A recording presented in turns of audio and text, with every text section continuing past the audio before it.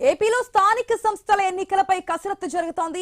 కార్పొరేషన్లు, మున్సిపాలిటీలు, గ్రామ పంచాయతీల్లో పాలక వర్గాల పదవీ కాలం 2 నెలల్లో ముగియనుంది. కొత్త ఓటర్ల జాబితాల తయారీ కోసం రాష్ట్ర ఎన్నికల సంఘం వేరువేరుగా నోటిఫికేషన్లు కూడా ఇచ్చింది. తక్షణమే జాబితా తయారు ప్రక్రియ ప్రారంభించాలని ఆదేశించింది. వచ్చే నెల 9న ఓటర్ల ఫోటోలతో సహా తుది జాబితాలు ప్రచురించాలని కలెక్టర్లను రాష్ట్ర ఎన్నికల కమిషనర్ నీలం సాహ్ని ఆదేశించారు.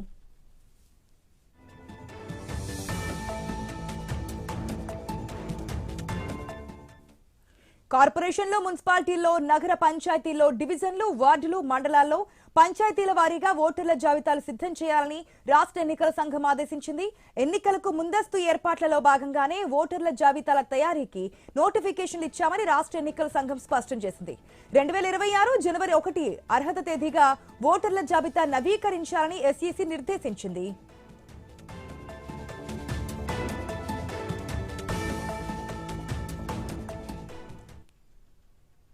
రాష్ట్రంలో 87 కార్పొరేషన్లు, మున్సిపాలిటీలు, నగర పంచాయతీల్లో పాలక వర్గాల పదవీ కాలం వచ్చే నెల 17తో ముగియబోతోంది.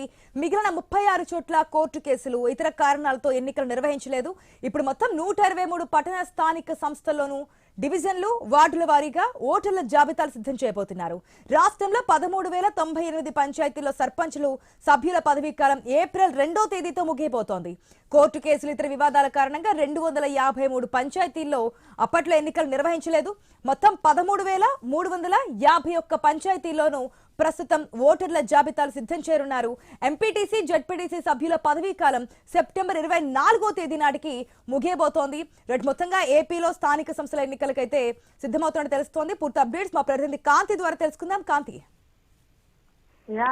ఆంధ్రప్రదేశ్ లో ఏదైతే ఎన్నికలకు మరొకసారి ఎన్నికల నగరం అవడంతో స్థానిక సంస్థల ఎన్నికలకు సంబంధించి ప్రభుత్వం సిద్ధమవుతుందని చెప్పుకోవాలి. ఇక లోకల్ బాడీ ఎలక్షన్స్ ఏదైతే ఉంటాయో వాటికి సంబంధించి ఇప్పటికే ఎలక్షన్ కమిషన్ ఓటర్ల జాబితాను సిద్ధం చేయాలని ఆదేశాలు జారీ చేసింది. దీంతో పాటుగా గ్రామ పంచాయతీలు సాధారణ ఎన్నికల నిర్వహణ కోసం రాష్ట్రంలో అన్ని గ్రామ పంచాయతీలకు సంబంధించి వార్డు వారీగా ఫోటో ఓటర్ జాబితాలను సిద్ధం చేయాలని కూడా రాష్ట్ర ఎన్నికల సంఘం ఆదేశం జారీ చేయడంతో రాష్ట్రంలో స్థానిక సంస్థల పదవీ కాలం గడువు మరికొన్ని రోజుల్లో ముగియబోతోంది. దీంతో ఆయా చోట్ల ఎన్నికలు నిర్వహించేందుకు కూడా ఈసీ ఫోకస్ పెట్టింది. అయితే దీనికి సంబంధించి పంచాయతీలు, మున్సిపాలిటీలలో ఓటర్ల జాబితా సిద్ధం చేయాలని నోటిఫికేషన్ విడుదల చేసింది. వచ్చే నెల 9కి ఓటర్ లిస్టు రెడీ చేయాలని కూడా ఎస్ఈసీ సూచించింది. అయితే రాష్ట్రంలో జనగణన ఉండడంతో అది పూర్తయిన తర్వాతే ఎన్నికలకు వెళ్లాలనే ఆలోచనలో ప్రభుత్వం కూడా ఉన్నట్లు తెలుస్తోంది. అయితే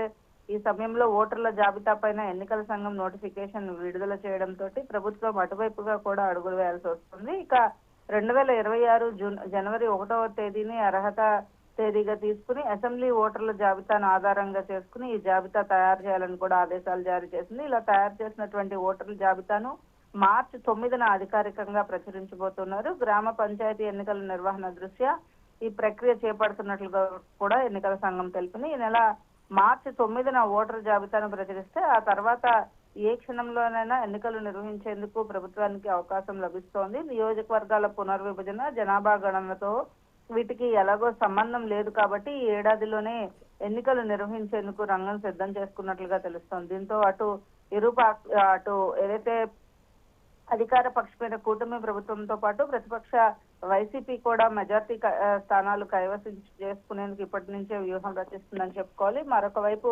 ఆంధ్రప్రదేశ్ లో ఈ కార్పొరేషన్, మున్సిపాలిటీ, పంచాయతీ డివిజన్లకు సంబంధించినటువంటి ఓటర్ల జాబితా సిద్ధం చేయడంతో పాటు రాష్ట్రంలో ఉన్నటువంటి 87 కార్పొరేషన్లు, మున్సిపాలిటీలతో పాటు నగర పంచాయతీల్లో పదవీ కాలం కూడా వచ్చే నెల 17తో ముగియబోతుంది. కాబట్టి ఈ కొన్ని చోట్ల ఏవైతే కోర్టు కేసులకు సంబంధించి ఎన్నికలు నిర్వహించలేదు వాటికి అన్నిటికీ సంబంధించినటువంటి ఓటర్ల జాబితానైతే సిద్ధం చేయబోతున్నారు. Right, thanks for the update Kanthi.